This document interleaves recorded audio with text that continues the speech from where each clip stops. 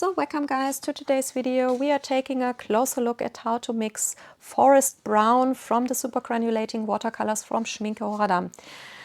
Brown here is, in my personal opinion, a completely wrong and very confusing naming, because it has a brown in its mix, but it doesn't look brown at all. It is a green through and through.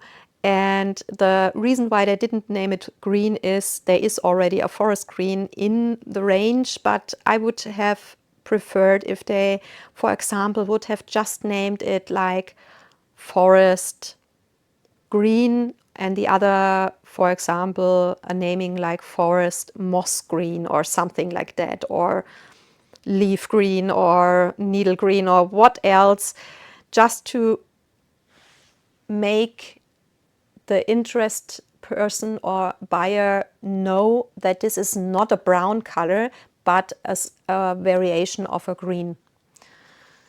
Because if I would not know how the color looks and I would buy a color that is named forest brown, I would assume I get a brown color, some kind of brown. Maybe a bark brown or earth brown or a stone brown or something like that. That would be my personal expectation of a color named forest brown. So that naming is very unfitting and confusing.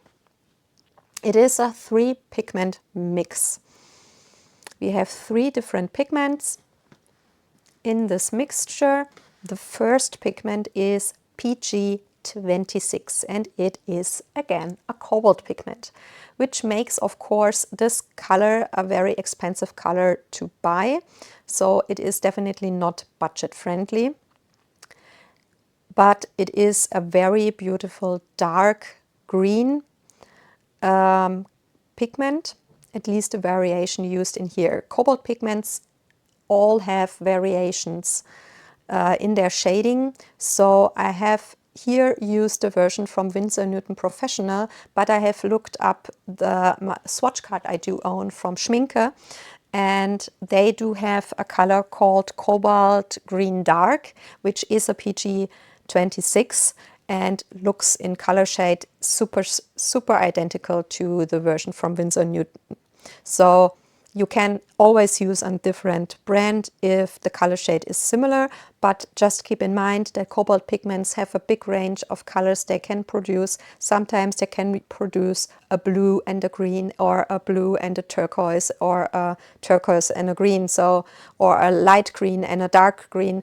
So you will have to look up the brands and see if the color shade of the cobalt green is similar to the Schmincke version to get the same results. Of course, you can always use a different shade, but then your result will be different, which doesn't have to be a bad thing. Sometimes those mixes are even more beautiful, but just keep that in mind, that pigment number not only means the same results, because pigments can have a big variation of color shades they can produce.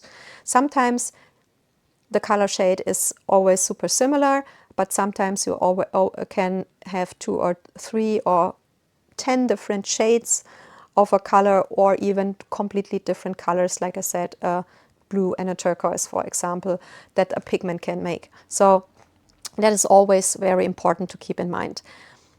Same goes for the next pigment, PBR7.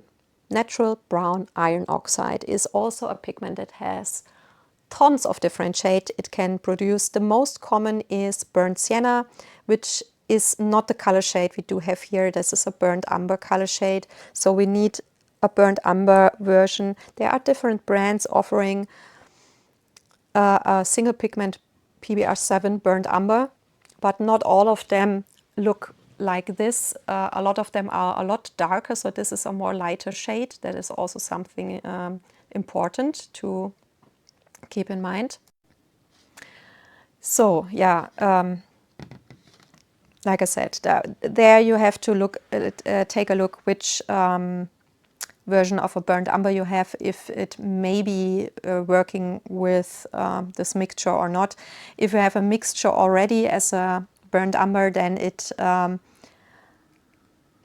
may work or may not, depending on what pigments in what ratio is in the mixture. So that definitely is something to keep in mind. I always use for mixes, when I want to recreate those mixes from Schmincke themselves, the Schmincke version, just because it is relatively unique in its shade and light or darkness to all my other burnt umber versions I have. So, but of course, depending on where you live, that can be very expensive. So you can try other versions, just may have use less if they are very dark. Then the last pigment is a PY43. That's also an iron oxide pigment, a natural yellow iron oxide. I think there you have a lot more possibilities which one you use. I have used the yellow ochre from Winsor Newton Professional. There are tons of yellow or gold ochres that are similar in shade. Can be also a PY42, which is a synthetic version, which also can be used. Just keep in mind that you are using one that is very yellowish and not very opaque, similar to the version I used here. Then you should be good, because the versions from Schmincke also are similar in shade to this one.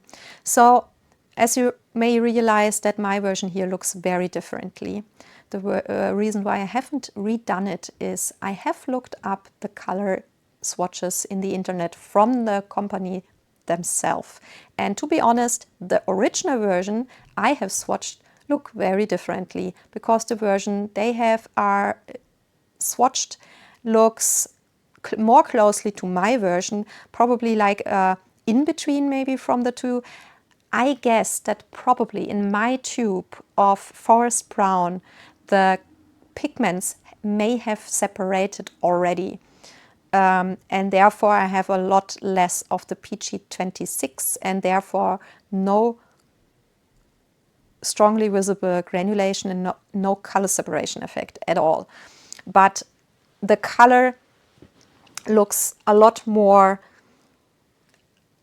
like the self-mixed version. That's the reason why I haven't redone it and tried again, because we have like areas that look like the original I have swatched here, but a lot of granulation and color separation going on as well, like in the self-mixed version here.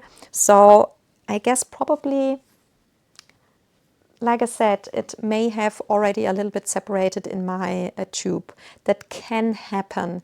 That is not per se a fault of the brand. All the brands I have ever used, it doesn't matter of student or artist grade, it can happen.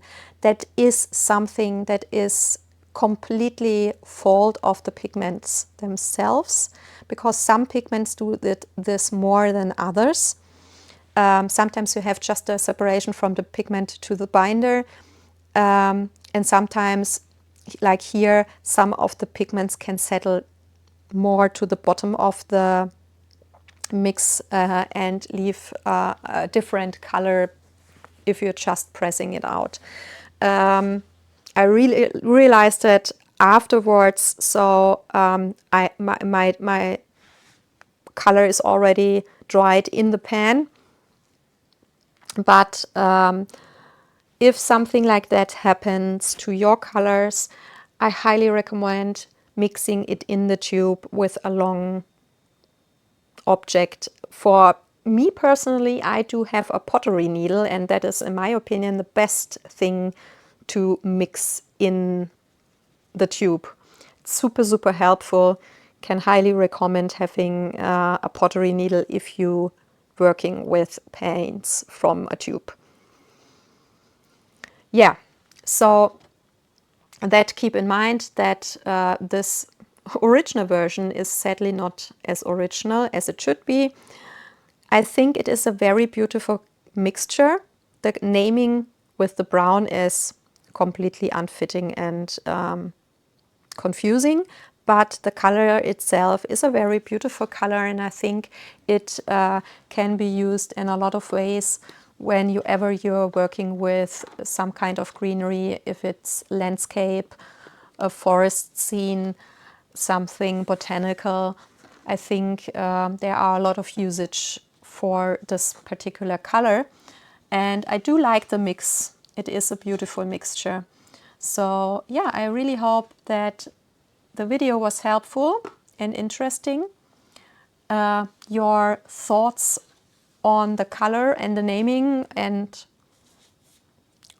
whatever else, depending color and color mixing here, would be very interested in. So if you want to leave me a comment, I always love reading your thoughts or your experiences.